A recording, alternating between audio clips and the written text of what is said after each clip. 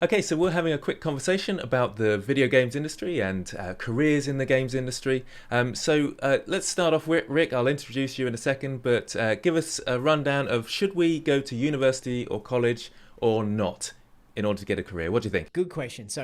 What I've seen in the games industry and in digital media industries is it's all about the quality of what you can do. It's very rare that someone will say, "Cool, show me your artwork, and by the way, can I have a look at your degree, please?" So, if you need the structure of college or university or school, or if you want that structure, that's great. They're amazing places to learn what you need to learn. But I don't think if you're sitting at home saying, "But I don't have that kind of paperwork, I haven't got that particular schooling," if you're good at what you do, those things won't matter. They won't stop you from getting a job. So, do you think that people should be specializing in one area, or how wide should you go? Yeah, good question. What I think you need to be really good at something, like really good at something to stand out and to get a job or to get a promotion or to get a contract gig or whatever it is you're trying to do. And to get really good at something, it's helpful to specialize. So, for example, if you want to be an animator, just focusing on animating humanoid characters for a year, you're going to get really good at it. But if you get there and say, well, I'm going to do a bit of animating, a bit of modeling, a bit of texturing, and a little bit of illustrating, and a little bit of this and a little bit of that. Oh, now I'm interested in landscapes as well. It's really difficult to get really great at something. When you turn up and speak to an employer for a job interview and they say, cool, you're here for an animator job, show us what you've done, then if you can say, well, I've spent a year and here's a bunch of great examples and I've done this and done that, you're going to stand out a lot more than if you show them your cool landscape and your car that is, not very good or whatever else it is you might be showing them. So I think specialize until you get really proficient at that, and then you can start to stretch. Specialize first, stretch second. Okay, so you think it is important to know the other areas to some degree? What do you reckon? Yeah, I think so. I mean, if someone's watching your YouTube videos and they're really interested in creating, say, a character, then you're going to go through modeling and texturing and perhaps some rigging and some animating. So you'll have a familiarity in it. You'll know how to do it. And I think that's super important to know how to do things. But that's different to having the expertise to get a job. If you want to be really good at something, you can't turn up and say, what's texturing? I don't understand what do you mean that you need to do a UV unwrap? My least favorite thing to do when it comes to art. You need to understand that. You need to be able to do it, but you want to be great at something, and then great at a second thing, great at a third thing, but that takes time. Yeah. Okay, so Rick, tell us a little bit about yourself. What's your experience? Why are we listening to you? Why me with my ghetto AirPod that keeps slipping down behind my it's got a cable. That no one has cables anymore, Rick. So for me, I've spent many years as a career coach and helping people on this journey of how to get jobs and how to further their careers. But I'm here more speaking with you, Grant, to help people who are starting out and wanting to what's the path I should take, where I should get to.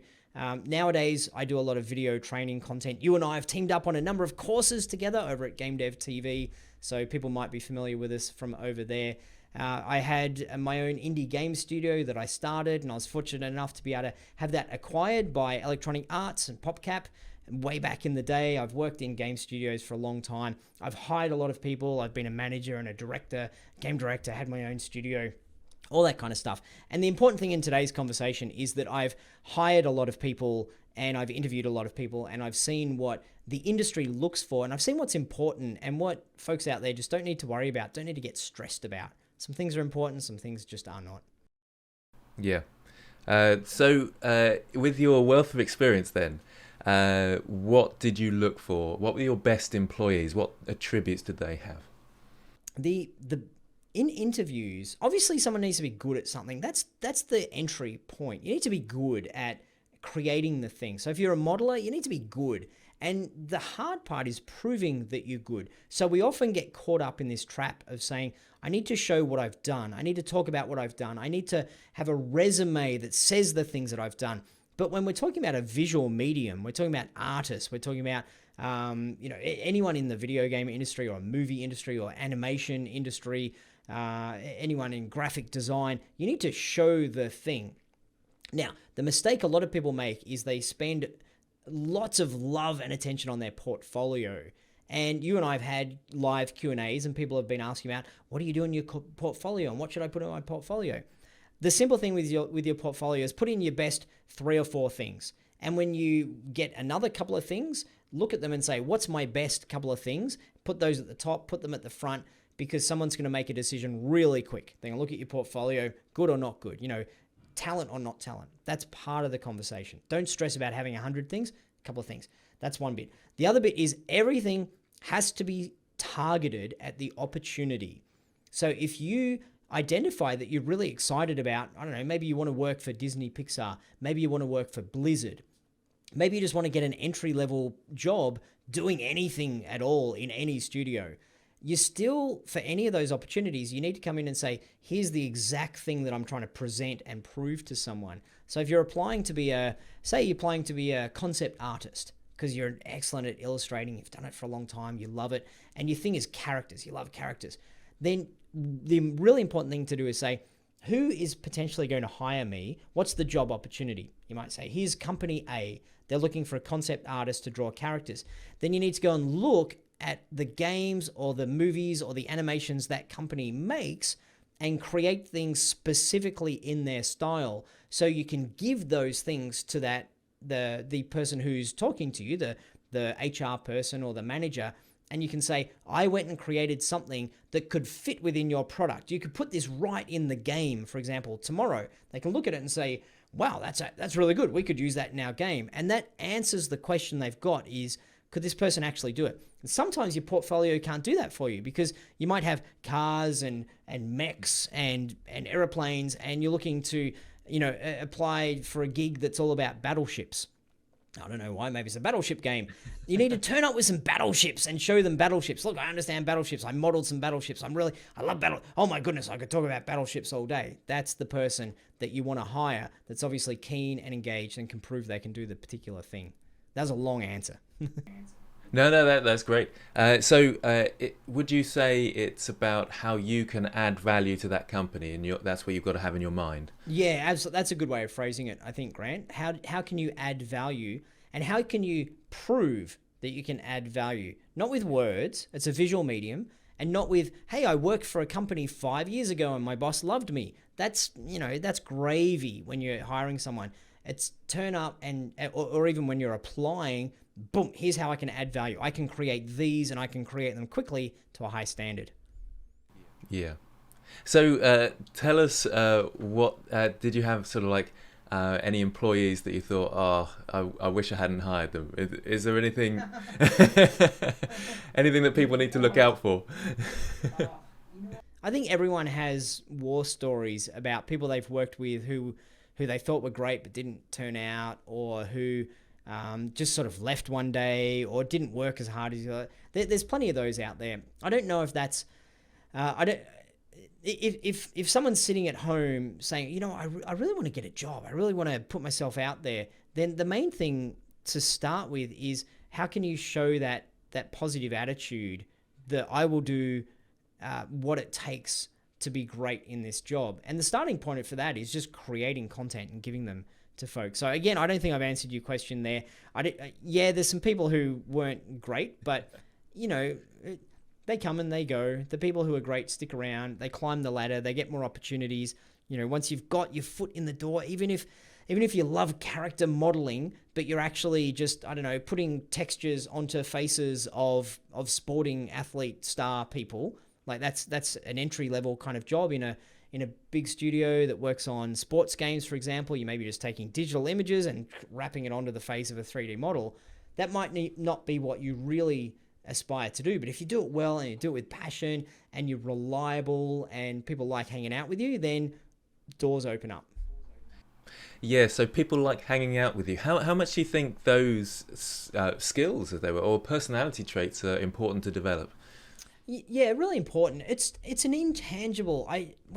Particularly young folks, if you're in your 20s, sometimes you haven't kind of had enough hard knocks in life just yet, or maybe that's not relevant, hard knocks, but you kind of have to do some things and fall over. When I was in my 20s, I didn't know what I was doing. Couldn't tie my shoes. Like, hi, give me a job. Why? I don't know, because I'm here. So I didn't know what I was doing.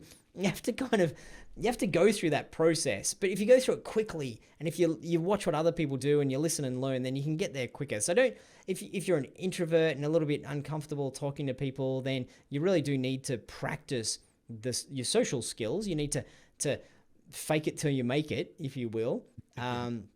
So it's really important. You're going to be part of the team, and you're going to be able to have a conversation. You're going to be able to take feedback. You're going to look like you're not a prima donna. People don't want to work with prima donnas they're precious about, if someone gave me feedback on my work and I was upset. So you need to be able to show that. But honestly, if you turn up to a conversation, say you're at a job fair, you're at a conference, you're networking with people, you're doing that in person, or nowadays you're doing it over Zoom, a virtual conference, you're in a breakout room, you're chatting with people.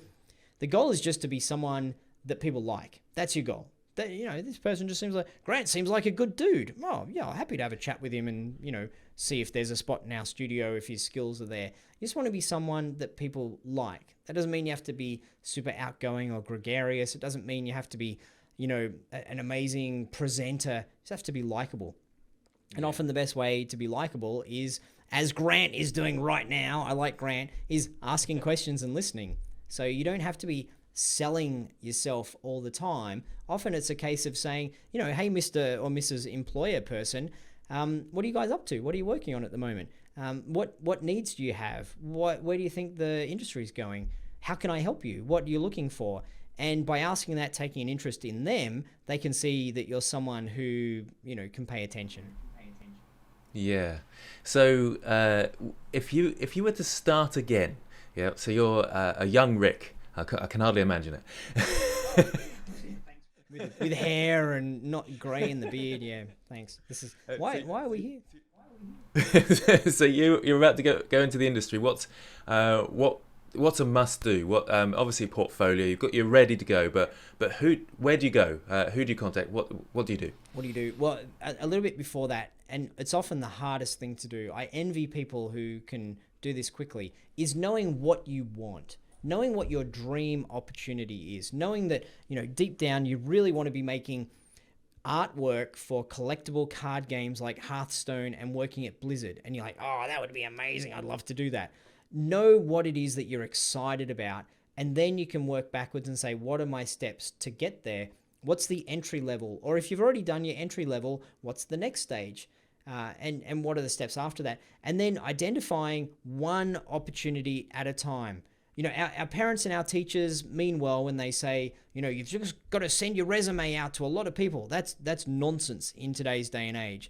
The many people cast the net wide approach doesn't work. It's, I get many of those sorts of things every day. Hey, Rick, do you want to do our thing or use our thing or have our services, or do you have an opportunity? Or not even, hey, Rick, but hello. They don't even know my name. The more generic it is, the quicker it just goes straight into the trash. So don't be generic. Don't try to send it out to a lot. It's not a volume game. It's not a volume game when it's getting a job. It's about finding a specific opportunity where you say, I really like that company or that studio or that opportunity. I really want to work for them. What do they need? And then go look at any job descriptions that are up on their website, even old ones, to get clues. And they give you all the clues in there. We're looking for someone who's really good at 3D Studio Max and has an illustration background and has shipped at least one game and done this and done that and done that. And then what do they want? Look at the company culture, look at the products they've made, see if you can hop on LinkedIn and connect with some people, offer some people within the studio some value. Hey, can I help you, do quality assurance on your latest product? Or, hey, I've looked through your website and I found, here's a thing you could do. Hop on their forums, help generate some social media, buzz around what they're doing. So look to offer value, look to entrench yourself within their systems, understand who they are. And then when you're applying to an opportunity, create something specifically for that opportunity. I've spent the last week creating this really cool, mech transformer thing because you guys make mech transformer things. And here it is. What do you think? So you have to be very, very specific, focused, targeted, like a ninja. Hunt them down and understand everything about them, and show them as much as you can that you're keen. Yeah, I like this idea of getting a bit of a foot in the door aspect that you're talking about there. Have you got any tips there at all in terms of have people got to be prepared to do something that they're not as interested in just to sort of get with those people. You know what? One of the best examples, I talk about a guy that I employed many years ago, Jonathan. He was a great worker, like great work ethic. And when he came along, he was really interested in 3D stuff, but I was making a 2D game. And he contacted, he said, I really like what your studio is up to. He wrote a personalized message, which, only 5%, maybe even 1% of people do. He knew what we made, very personalized message. And so that stuck in my mind. I'm like, well, I don't have 3D stuff at the moment, but, let's keep in touch. And then he contacted me again a month or two later. Hey, what's going on? Just touching base, see how you doing. I really like, I played this game that you guys are working on, or I looked at this particular thing. I really like it. I like what you guys are up to. And so from that, I said to him, look, you don't do 2D stuff as well, do you? And it wasn't his dream. Like, he wanted to go off, and he eventually has gone off and worked in CG, making amazing movies and amazing characters and Marvel and Star Wars and all that kind of amazing stuff. But when he worked with me, we're working on 2D stuff. And it wasn't necessarily his dream and his passion, but he jumped in there. He got the experience. He got to work with us as a team. He got to develop some more skills. He was working on his more passion skills on the side, his 3D stuff. And so, it was hard work. And I don't mean hard work as in it was tough going, but he worked hard at this. But he didn't necessarily say, it's only that, and if I can't do that, I'm not going to do anything. He saw a stepping stone, and I was more than happy to help him on that journey with his stepping stone. Yeah, stepping stones. That's quite a nice way to put it, really, isn't it? Yeah. Keyword time. Do you think that the software someone learns matters? If they're sort of, this 3D person, 3D Studio Max, this advert's asking for, does that really matter? Should they be learning a specific software, or can they diversify? Yeah, I think you're more skilled than I am to talk about 3D software. You're a Blender guru, but I bet if I gave you, I don't know, a month, you would be a Maya guru or 3D Studio Max guru as well, because a lot of those skills are transferable, as you know. The important thing is you don't ever turn up to an interview with a studio that works on, say, Maya, and turn up saying, well, all I've done is Blender, but look at the cool stuff I've done in Blender, and I'm a quick learner. And if you give me a chance, I'll learn. No one in the history of anything wants to pay for you to learn a month the interface of Maya and all that kind of stuff. They want you to turn up and say, I'm an expert in Blender. I'm also pretty good in Maya, and I'm pretty good in 3D Studio Max, or whatever it is that studio does. So obviously before you have an interview or before you apply, you've gone and found out what that studio or what that company uses. And you make sure you're okay with that. Good enough to say, yes, I'm confident I can get in there and be amazing if you give me this opportunity. So it matters, not whoever, if you're at home watching at the moment and you're watching through Grant's content, it's all about Blender, you're getting great at Blender, excellent. Get great at Blender, create amazing things. When you get there and say, now it's time for me to go and pursue opportunities, find what they use, spend a month or two getting competent at that, and then I think you're in a pretty good position. If someone's watching and they're more on the programmer side of things, then it's similar. You want to understand the language and the engine that the opportunity you're going for uses. If you want to work in a studio that uses Unreal, then get good at Unreal. That's a really important path. Yeah. So we've talked a lot about being part of or going for big industry jobs in big studios. What about the solo developer? I mean, what sort of advice can you give to them? Obviously, it's a different pathway. They're not trying to look for work, but they're trying to find maybe freelance work and that sort of thing. What sort of differences have you got there? Yeah, it's similar. I mean, if you're looking for freelance gigs, then it's a bit cutthroat, isn't it, Grant? I think you've played around in this space more than I have from an art point of view, but it can be cutthroat until you get to the point where you rise above the general folks. And you were asking a question before about people needing to do whatever, I think, at the start. I think that's really important. If if you don't have any experience at all, if you don't have any previous things you can point to, and you're wanting to start off, you might just have to start doing free things. And so I've got a really cool technique that I like, which is go on Steam. Like if you're interested in making video game type stuff, go on Steam. And this could apply if you're an audio creator, like a musician or a sound engineer or a game designer or a quality assurance or a programmer. Go on Steam, find games in early access, find ones that resonate with you that you think are pretty cool. Hunt down details for the team, find their website, see who's working on it. If it's 2 or 3 or 4 or 5 people, then they're a small team, and then offer them something for free. Hey, can I create this for you? Or I've created it for you. Can you use it? Or I've done this. Can you use it? Or this would be, here's some stuff. Or what can I do? And you need to, that part is a volume game. You need to try that once, twice, 5, 10 times. Then you find something and someone says, hey, cool. Yeah, if you want to make me a model, a character, and you want to give it to me for free, and we'll sign a thing that says I can do that, then I'll happily put it in my game. And then you've got a shipped game under your belt. You've got some experience. You don't want to misrepresent that as saying, I was the lead character artist on this game, but you can put it as part of your resume and portfolio of here's what I did, here's what I created. And so that's a starting point. And then the next time round, you can say, here's a thing I've done on a commercial product that I did. That was me. Hey, do you want to pay me for my services because I've shown that I can do it? So, and then you build up from there, and then you get to the point where you're Grant Abbott, and you turn up in your gold-plated Rolls Royce, and So, do you think that those people should team up with others to make a sort of small indie group, or can you do it on your own, do you think? You can, absolutely you can. It depends what it is you want to do. So if you want to ship products on your own, for example, you want to be an indie game developer, then on your own, you obviously need to know programming and you need to know an engine. I like Unity, I like Unreal.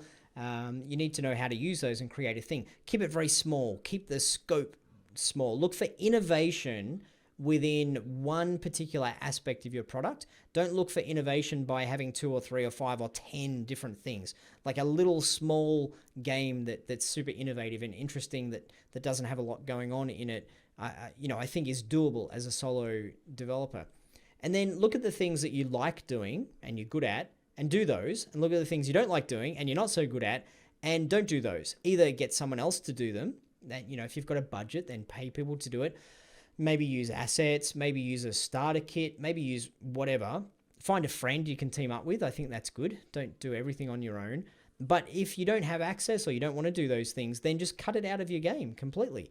If you want to make a game that, has no graphics, then you can make a text adventure game. If you want to make a game that's got no programming, then use a visual scripting tool. You don't have to do the programming. Or, mod a level. Mod a game where you can apply all the art assets to it. So there's ways around it. You don't have to do everything, but if you want to be indie, you want to be a solo indie, you can absolutely succeed. Just keep everything tight. Be clever in making small products, small games. So would you call those sort of shortcuts, I suppose, like using asset packs? Would you recommend that? And is that a good way to go? I think so. And, a lot of your audience is going to be proficient in Blender and proficient in art tools. I think if you take an asset pack and you've got some skills in Blender, then you can modify that asset pack and make it your own. You can expand it. The asset pack might have 5 characters. You can modify them a little bit, change the colors, stretch them, put a different hat on one, and now you've got 50 characters. And it might be same for landscapes or environments. It could be that you're not as into characters or you're not as good at them, so get asset pack for the characters and then make your own environments. So again, find the things you enjoy and do more of those, and then asset packs are fantastic. Even if you could create them, have a look at it and say, wow, for $20 I can buy this amazing asset pack that will save me 3 months worth of work. That's a good thing to do. Then put your time and effort into other aspects of the product. Yes, yeah. So I always think this, and I think I get a fair bit of questions on this sort of thing, which is, what about in the future? How can I future-proof myself so that, okay, if asset packs, I can just go and buy them, what do I need to learn Blender at all, sort of thing. And well, look at Unreal 5. It looks like I can just sculpt things and just chuck them in. And so I don't need to learn about proper unwrapping or proper topology. So how can you sort of future-proof yourself against those sort of things? And do we need to worry about that? What do you think? Yeah, well, that's a really interesting one. And you know what? I'm going to steal some of your answer. I heard you not too long ago answering the same Unreal Engine 5 question. So once again, I think you've got a bit more expertise in the art creation side of things than I do. But do what's needed in the industry right now, and don't try to guess too much in the future. Obviously, if someone's announced in a year's time we're going to be creating a thing where push of a button and all the art's created, you don't need to be an artist, then you pay attention to that. That might change things. But you know, Unreal Engine 5 with all its bells and whistles is intended to improve the production flow for AAA games, where you've got hundreds of folks on the team who are making something, or AAA games, or AAA, or or visualizations, or making medical engineering VR software. Like, there's a bazillion things that you can do that aren't just games and aren't just movies and aren't just that kind of more creative outlet. But I think I wouldn't stress about that personally, because the innovation, if you're a solo developer or a hobbyist, or you don't have a big team, the innovation doesn't come from having something that looks bigger, better, shinier, more amazing. That's where the AAA fight is for the high budget games. So the innovation and the challenge comes from how do I not have my thing look like every other thing that's out there? How do I innovate by, what can I do with these characters? So rather than just following what all the other characters do and kind of, realistic with a little bit of characterization and 17 pouches and a gun and a whatever and a hat. And, that's the normal way that a lot of these games work on character. What can you do? Maybe the character's a different creature or an animal or an alien, or it has 3 heads, or, it hovers, or it has wheels instead of legs. What can you do to the character to give it personality and not to be battling in the same sort of space that everyone else is battling in? So I think I wouldn't stress about that, about what Unreal Engine 5 is doing, and I wouldn't stress about the industry changing too much. There's always a need for creative people, and if you've developed your creativity by learning, say, Blender, and learning to get good at stuff, then you're nurturing your creativity as well as learning how to move move vertices around. Hopefully that answers the question a little bit. Yeah. What do you think about that, actually, Grant? Let me ask you. Are you worried about all your mega skills are going to be, worth nothing in the future because things change?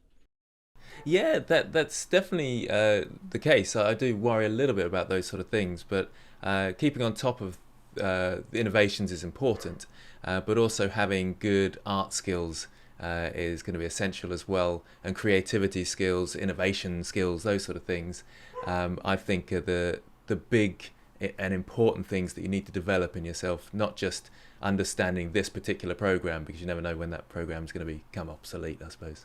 Yeah, exactly. And I think, you and I both create a lot of training courses, and those training courses often focus on, let's get someone from not knowing how to use the tool to the point where someone now knows how to use the tool well enough that they can finally tap into their creativity and create really interesting things. So, the character creator course that we worked on together, showing people here's how to sculpt, and here's how to model, and here's how to texture, and here's how to do the things you might not have done before. Now that you can do these things, go off and make an incredible character different to the one we made in this course. And a lot of, I think, what people get distracted by when they're building their portfolio or working on their own game is you look at all of these examples from courses or YouTube videos that are a bit vanilla. What I mean by that is, when you and I created that course, you needed to create a fairly neutral character so that someone can learn that and then apply their own creativity to that and take it many different directions.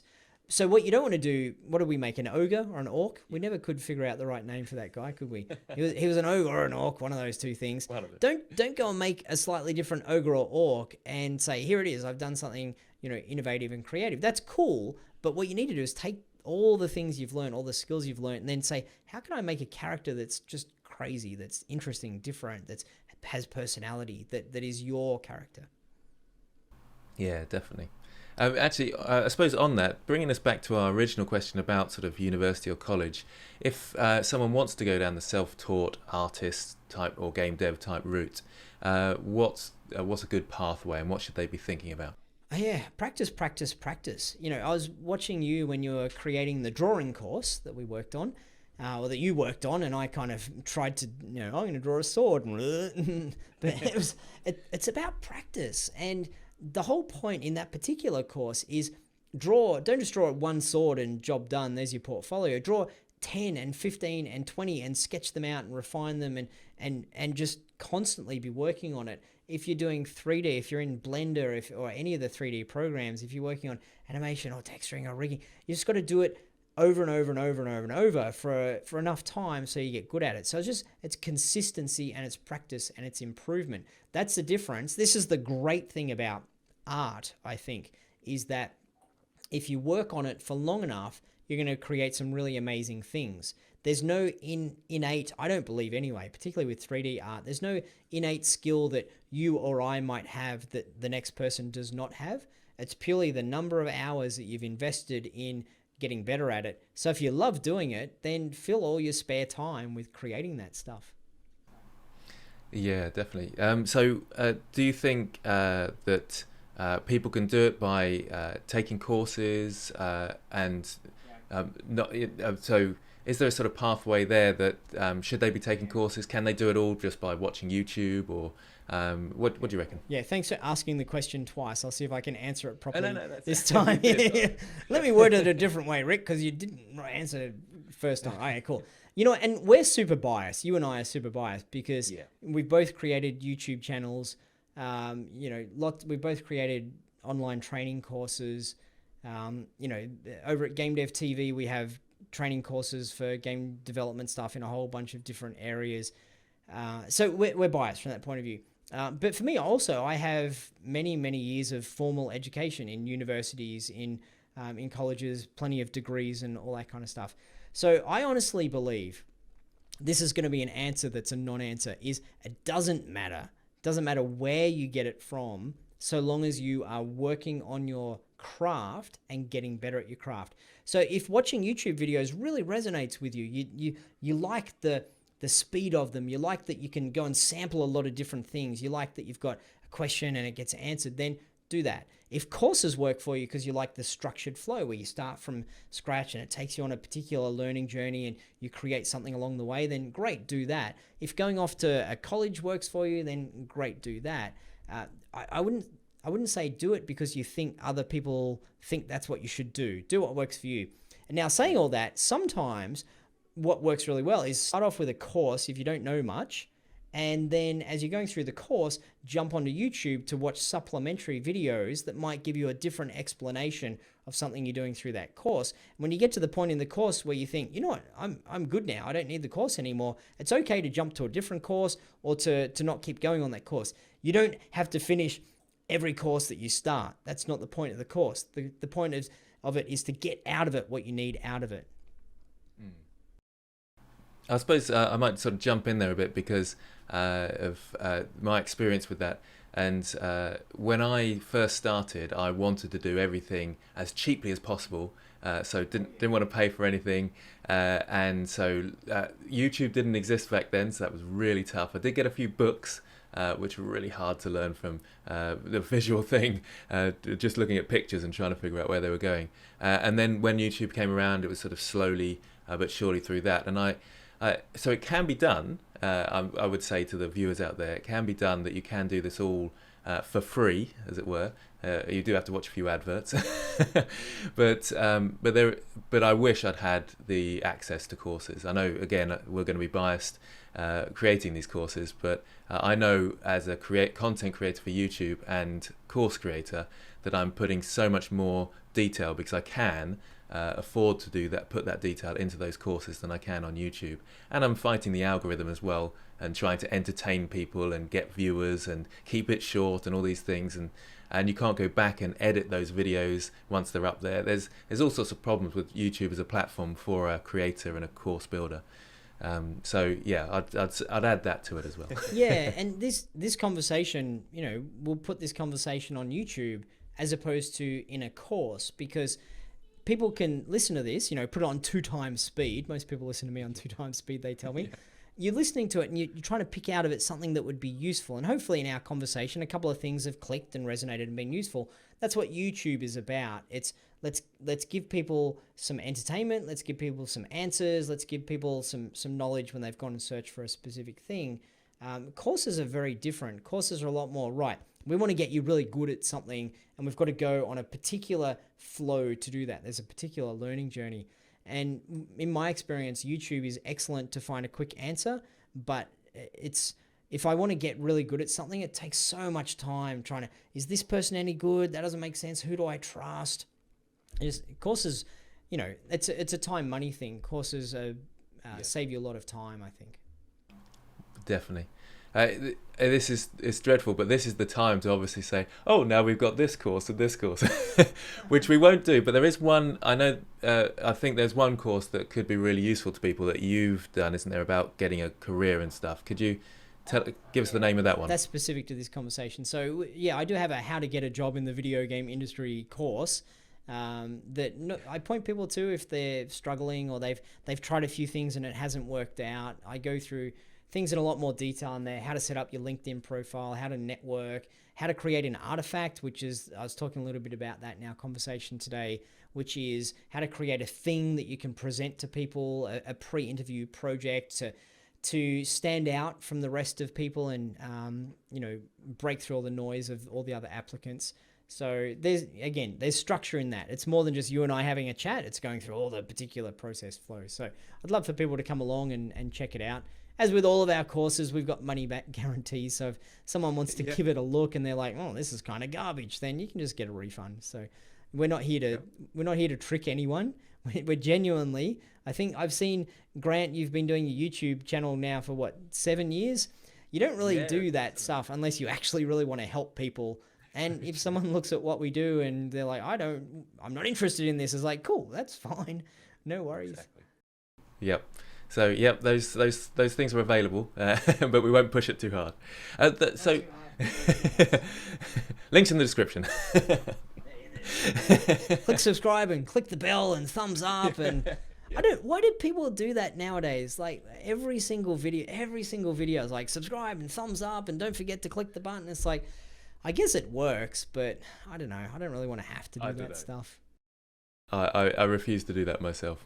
But if you do want to give this video a like, thumbs down. Let's see how many thumbs down we can get for this video. So one last question on this sort of, do you think that people can be a hobbyist and then sort of turn this into their career whilst doing another job on the side, a proper job on the side? Absolutely. That's, in a way, that's the only way to do it, I think.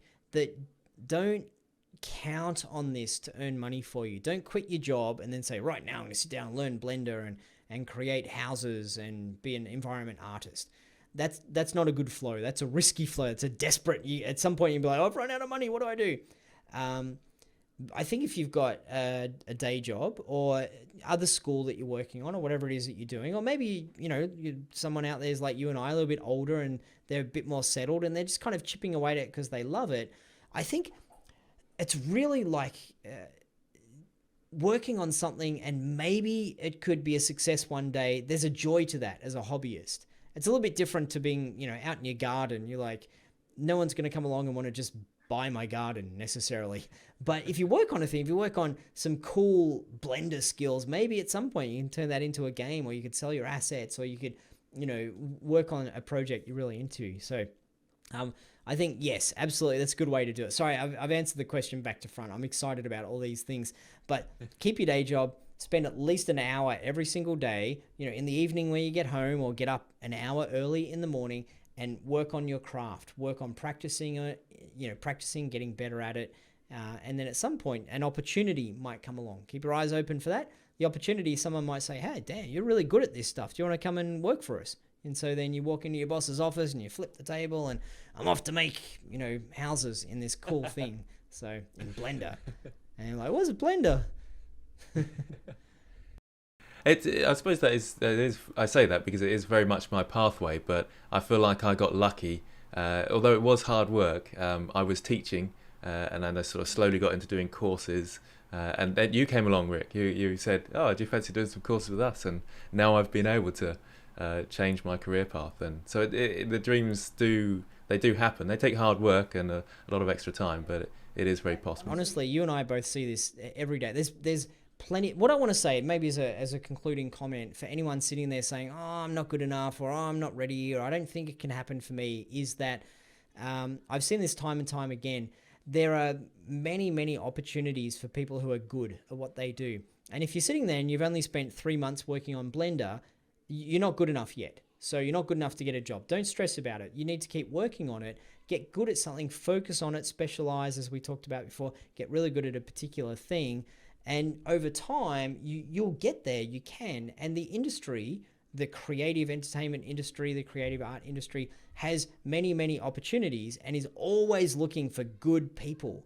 Because if a good person is working with them, then they can create products and they can sell the products and they can get them out there in the world. So it's just simply a case of if you've worked hard at it and put in time, you can get good. There's plenty of opportunities for people who are good. I've seen that a lot. Yeah. Well, thanks very much, Rick. Hopefully we can do this again. And if you, the audience out there, want to have more of this, then let us know in the comments below. I think it would be nice to have more team-ups with Game Dev TV. I'm looking to do that in the future. So look out for those. And yeah, of course, let me know any thoughts that you might have, any questions you might have that you want me to pose to Rick, and so forth. Is there anywhere they can go in the meantime to get more of this sort of content? Would you recommend? Because you've got the Discord server and things, haven't you, Rick? Yeah, we'll put a link as well to the Game Dev TV Discord server. If you're on there, we do events. Usually we do events weekly where we have a Q&A. You can type your question. We'll answer the question on the spot. So if you want to leave any questions below, the next time Grant and I are having a catch up, we'll answer those questions and talk about those things. We do the other live conversations regularly, so come along and check those out. And then you can look at some of these old conversations Grant and I have had that aren't on YouTube at the moment, over on gamedev.tv. We've got some stuff over on there as well. So we'll leave some links. There's plenty of places. But mostly what I want people anyone who's made it this far through, thank you, first of all. And second of all, please let us know what you would like us to talk more about, and we can go and research it and have some conversations about it. Yep.